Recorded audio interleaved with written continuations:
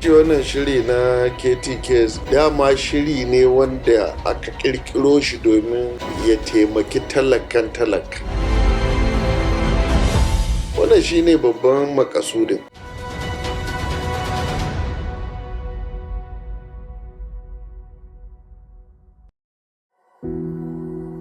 Mamayar da annobar cutar COVID ko coronavirus ta yi wa duniya ta jawo mummunar asara ga al'ummar duniya. Ƙasashen da annobar ta shafa duk labarin ɗaya ne, sai dai na wasu ya ɗara na wasu. Baya ga mace-mace da ta haifar da kuma halin ƙaƙanikayi da jama'a suka shiga, annobar ta kuma ruguza tattalin arzikin ƙasashen duniya ta yadda ibtila'in ya la'anta rayuwar talakawa da marasa ƙarfi. Ƙanana da matsakaitan masana'antu sun shiga halin garari, ko shakka babu a lokacin annobar ƙasashen duniya sun ga ta kansu. Irin wannan halin ne Najeriya ma ta samu kanta a ciki. Kuma hakan ya sa ta nemo kuɗi daga Bankin Duniya. Inda ita kuma ta tallafa wa jihohi da kuma birnin tarayya Abuja domin su aiwatar da tsarin gaggawa na shekaru 2 wanda aka yi wa lakabi a turance da Nigeria COVID-19 Action Recovery and Economic Stimulus wato NGCAS. An samar da wannan tsarin ne domin samar da mafita daga irin barnar da annobar COVID-19 ta yi wa rayuwar jama'a marasa ƙarfi da manoma da kuma ƙananan sana'o'i ko hada-hadar kasuwanci. Tsarin wani nau'i ne na samar da tallafi wanda ya yi amfani da kafofin gwamnatin tarayya kamar haka. Tallafawa marasa ƙarfi da kuɗaɗe wato National Cash Transfer Program. Samar da aikin yi ga matasa Youth Empowerment and Social Operations YESSO. Tsarin tallafawa al'umma wato Community and Social Support Project. Shirin bunƙasa noma, kiwo da sarrafa amfanin gona. Sai kuma shirin gwamnatin tarayya na kafa masana'antu da ayyukan yi wato Government Enterprises and Empowerment Program. Yayin da gwamnatin tarayya ke gudanar da waɗannan tsare-tsare, jihohi na da damar samun kuɗaɗe domin su ma su yi irin waɗannan shiri ko kuma su ɓullo da nasu salon da ya dace da yanayinsu. Jihar Katsina na ɗaya daga cikin jihohin da suka rungumi wannan damar ta NGCAS. Ta dalilin haka ne ma aka samar da Katsina COVID-19 Action Recovery and Economic Stimulus Program KTCAS. Ana tafiyar da shirin ne ta hanyoyi guda uku. Na ɗaya, samar da hukumar kyautata ci gaban al'umma wato Community and Social Development Agency da shirin noman rani na fadama. Sannan sai kuma samar da hukumar bunƙasa masana'antu ta jihar Katsina wato Katsina State Enterprises Development Agency Kaseda.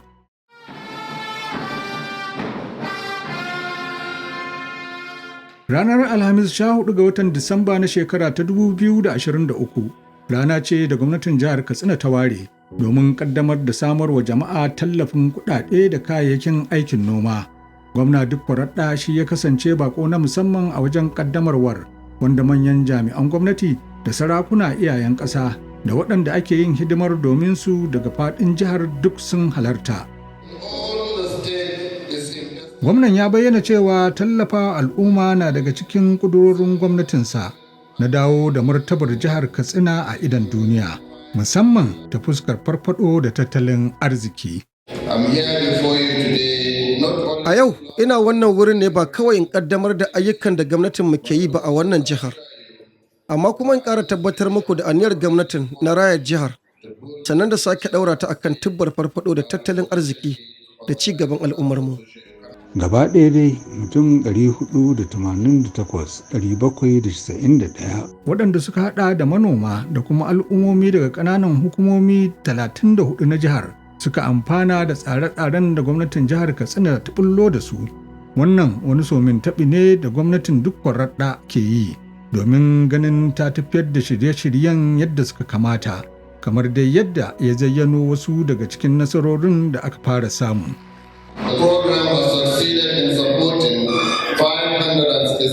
Wannan shirin ya samu nasarar tallafawa mutum 506 a ƙananan hukumomi 6 kamar yadda bayanan kundin rijistar masu cin gajiyar shirin ya nuna. Haka kuma mutum 63 da 140 sun samu jarin yin sana'o'i, yayin da 1,650 su ma aka tallafa musu. Haka kuma manoma 1,360 an tallafe su da kayan ayyukan noma daban-daban. Gwamna duk da bai yi ƙasa a gwiwa ba wajen ganin hakan ta cimma ruwa a kan shirin KTKS. A jawabinsa wajen ƙaddamar da shirin ya jawo hankalin jagororin shirin da su yi aiki tukuru domin ganin an cimma manufofin da aka sa a gaba. Sannan ya yi kira ga masu cin gajiyar shirin su baiwa maraɗa kunya. Ina kira da waɗanda suka amfana da su riƙi wannan tallafi da muka yi musu hannu bibbiyu domin haƙa ta cimma ruwa. Tafiyar da tsare-tsaren KTKS an tsara su ne ta yadda waɗanda aka yi abin domin su za su ci gajiyar shirin. Wannan yunkuri na gwamnatin duk raɗa ya fayyace yadda za a bunƙasa rayuwar al'umma da samar da abinci sai kuma ababen more rayuwa. Cimma waɗannan buƙatu na al'umma ya ta'allaka ne akan wasu tsare-tsare guda uku.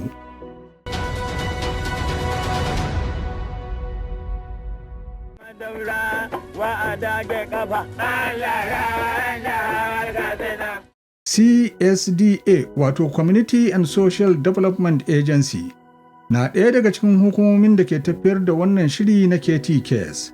Alhaji Dukku Abdulaziz shine shugaban hukumar. Ga abin da yake cewa game da manufofinta da kuma nasarorin da ta fara samu tun kafuwarta. Hukuma ta inganta rayuwar al'umma wato a turanci da ake ce CSDA tana ɗaya daga cikin hukumomi guda uku wanda ke tafiyar da wannan shiri na KTKS a jihar Katsina. Mu a wannan hukuma dama can mun saba da ayyuka irin na tallafa ma al'umma wanda suke raya karkara, kamar wanda suka samar da ruwan sha, asibitoci, gina kwalbatoci da makarantu da kuma ingantaccen ciyarwa wadda aka kawo yanzu wadda take taimaka ma yara ƙanana yan shekara 1 zuwa 5 da kuma iyayen nasu ma shayar da su. So a wannan tahiya kusan al'ummomi guda 151 a wannan tahiya sun amfana da wannan shiri wanda suka gudanar da ayyuka sama da 300. Kusan an kashe kuɗi wajen biliyan 1 da naira miliyan 800. Hakika shirin ya yi tasiri a rayuwar waɗanda suke amfana da shi ta hanyoyi daban-daban, kamar na samar da ababen more rayuwa ga al'umma. Bilkisu Haruna na daga cikin waɗanda suka amfana da shirin.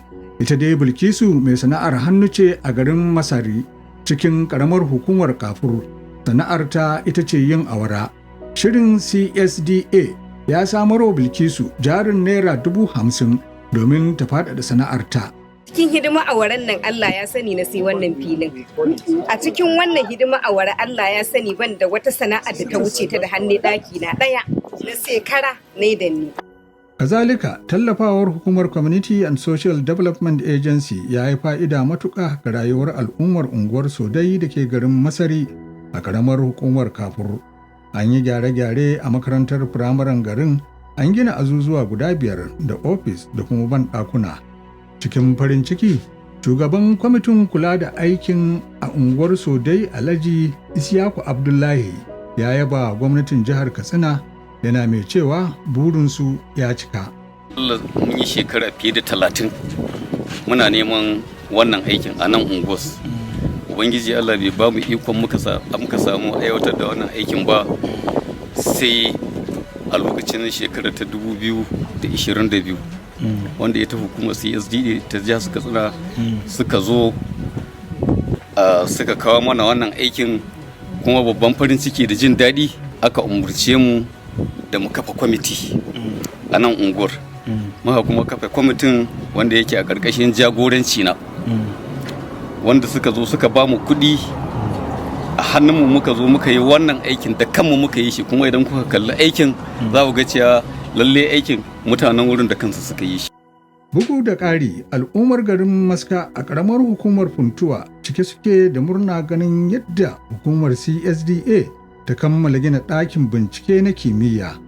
Haka kuma an samarwa da al'ummar kayan aikin kula da lafiya domin kyautata harkokin kula da kiwon lafiya a garin. Shugaban al'umma a garin, Malam Sha'aibu Ɗahiru, ya bayyana cewa tallafin ya taimaka wajen magance matsalolin kula da kiwon lafiya ba kawai a garin Maska ba, har da makwabta. Yanzu dai kaga wannan wurin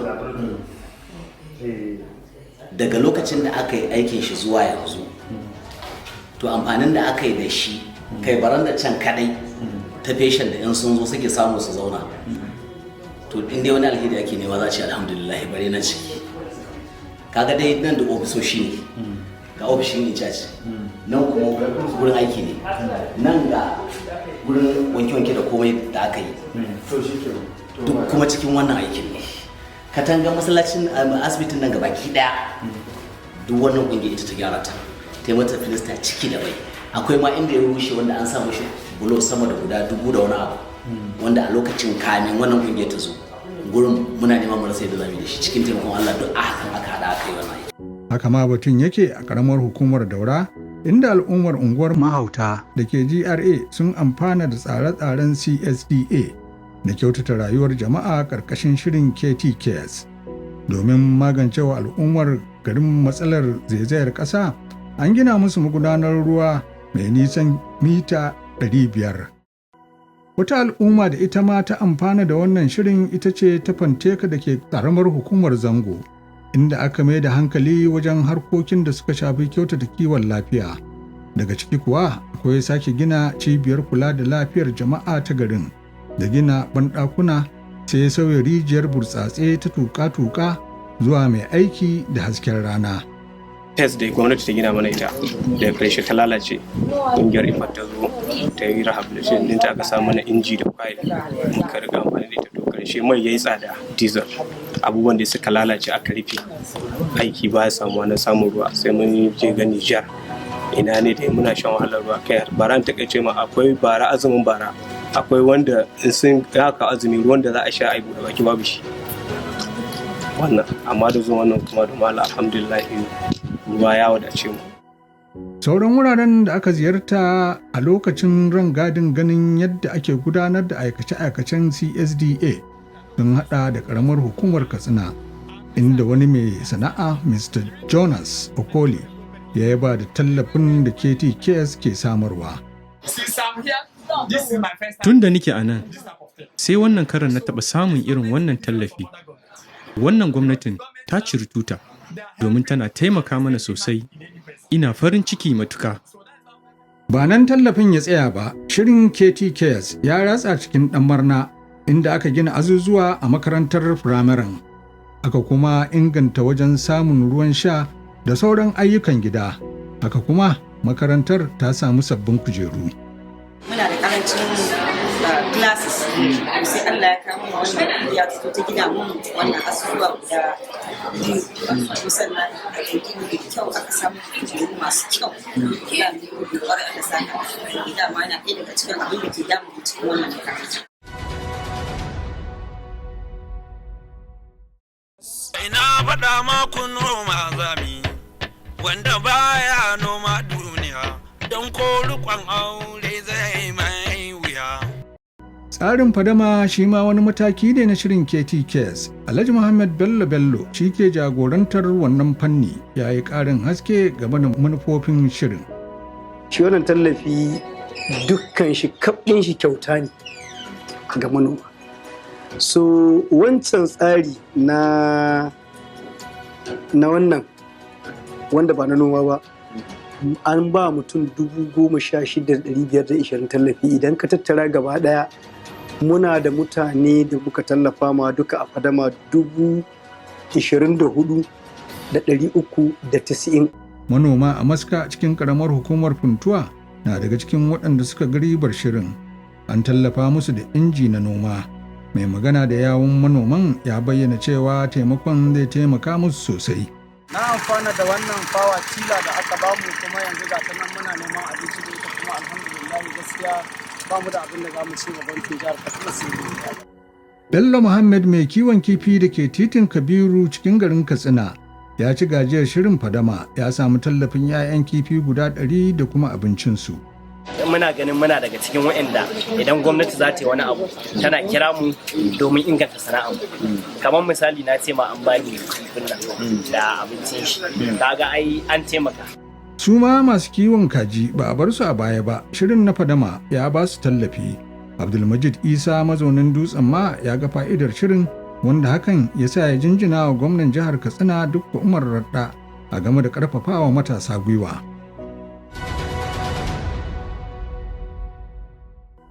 Mataki na uku da ake tafiyar da tsare-tsaren KTKS shi ne na hukumar raya harkokin kasuwanci wato Katsina State Enterprises Development Agency.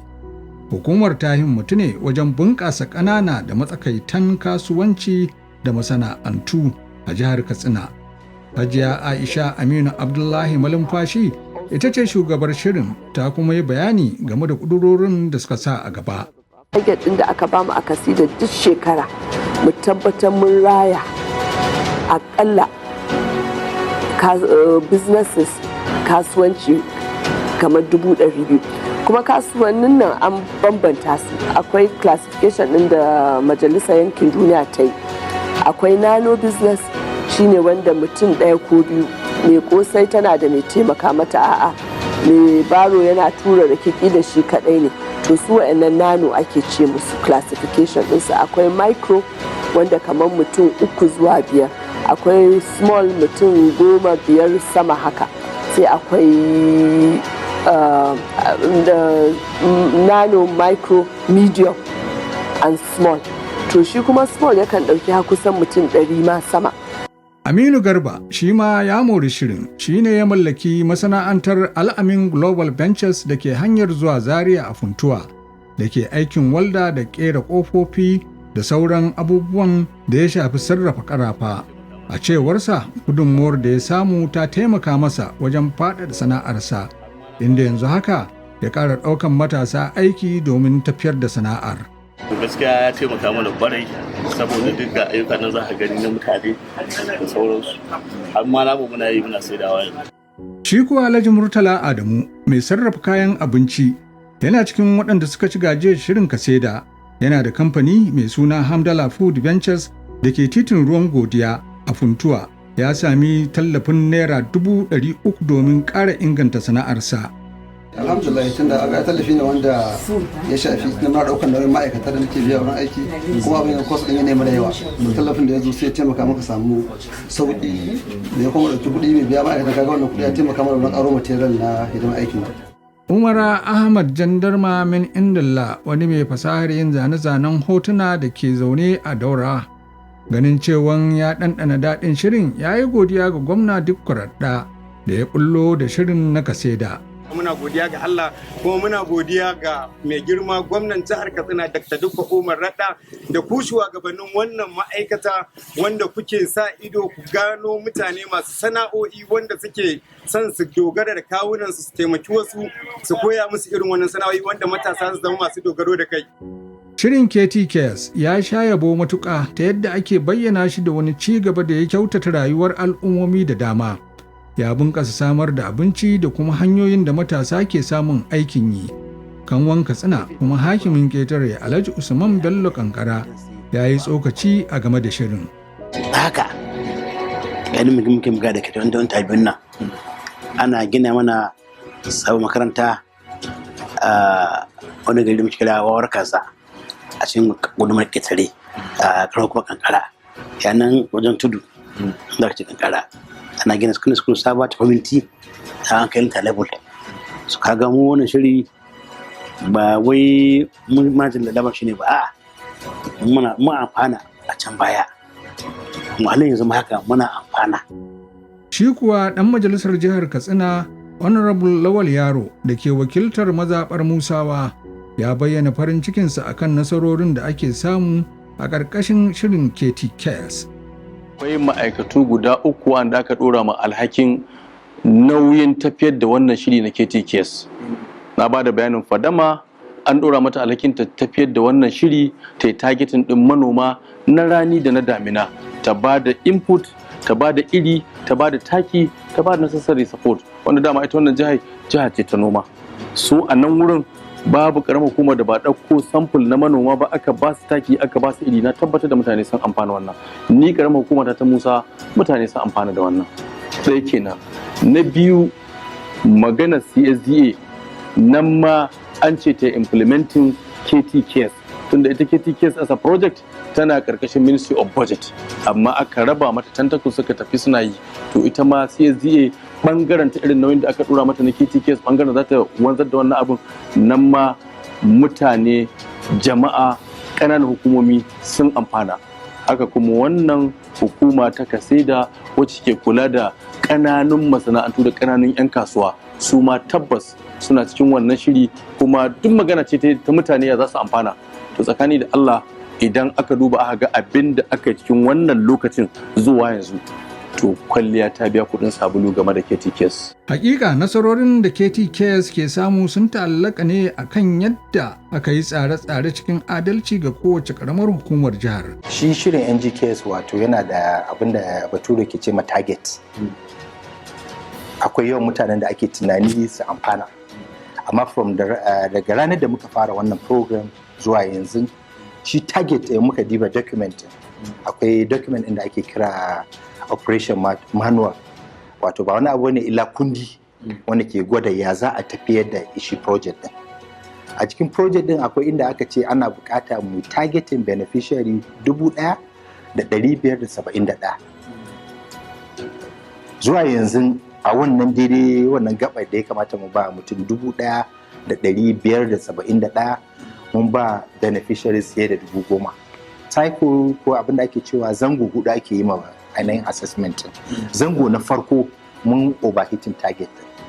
Na iske cewa akwai solid foundation da aka yi layer, wannan kuma shi ya jaza aka cimma wa'annan nasarori da aka samu a baya. Wannan yana da nasaba da ƙwararrun ma'aikata da suka fara wannan aiki da kuma gudunmuwar da suka samu daga gwamnatin jihar Katsina ƙarƙashin jagorancin mai girma gwamnan jihar Katsina Malam Dukko Umar Radda PhD, wanda jihar Katsina ta sa kuɗi sosai ta investin wajen ganin cewa KTKS ta samu nasara wajen ganin cewa al'ummar jihar Katsina ta ci gajiyar wannan shiri. Shugaban kwamitin da ke sa ido a kan ayyukan KTKS, wanda shine kwamishinan kasafin kuɗi da tattalin arzikin jihar Katsina, Alhaji Bello Hussaini Kagara, ya yi bayani game da aikin kwamitin wajen sauke nauyin da aka ɗora masa. Bankin Duniya a cikin kundin tsarin tafiyar da project ɗin an ba mu aiki na cewa mu rika duba yadda aikin ke tafiya, muna daidaita sahu a kansa, sannan muna ba da umarni kan yadda a tabbatar cewa aikin ya samu nasara. Banda haka an ba mu aiki na cewa mu rika zama muna mitin, muna taruwa akalla sau 4 a kowace shekara, wato ainihin kwata-kwata kenan duk bayan wata 3 muna duba rahoton aiwatar da wannan aiki, wanda su ma'aikatan da suke aiwatar da shi a ƙasar mu suke aiwatarwa da mu sa su akan hanya, mu duba mu gyara mu fara sannan su moce su aiwatar. Gwamnan jihar Katsina, wanda shi ne ya yi ruwa ya yi tsaki wajen bullo da KTKS, cike yake da farin ciki akan nasarorin da shirin ya samu da kuma karɓuwarsa ga jama'a. Ya ce hakan zai ƙara musu ƙwarin gwiwar faɗaɗa hanyoyin gudanar da shirin domin samun ƙarin waɗanda za su ci gajiyarsa. In ka kalli shi wannan shiri na KTKS, dama shiri ne wanda aka ƙirƙiro shi domin ya taimaki talakan talaka, ya taimaki wanda bai da ƙarfi, ya taimaki mai rauni a cikin society, ya taimaki mata da maza. Wannan shine babban makasudin. Meye dalili? Dalili domin a haɓaka tattalin arzikin al'umma, a kashe wasu matsaloli da ke damun al'umma. Gwamna Dukko Radda ya kuma yi ƙarin bayani a game da yunkurin gwamnatin jihar na bunƙasa jihar Katsina, ya yi alkawarin ƙarfafa KTKS nan gaba. Muna kira gare su duk wanda ya amfana da wannan abu, don Allah ya yi amfani da shi akan abin da aka ba shi. In kuma ya san ba zai ba, to ya bar wanda ya san zai yi amfani da abin ya zo ya amfana da abu. Idan aka yi la'akari da irin shaidar da wanda suka ci gajiyar shirin ke bayarwa da na ma'aikata da jami'an hukumar da ke tafiyar da KTKS, ko shakka babu, shirin yana samun nasara kuma ya zamo manuniya ga ire-iren nasarorin gwamnatin jihar Katsina a ƙarƙashin jagorancin gwamna Dukko Radda.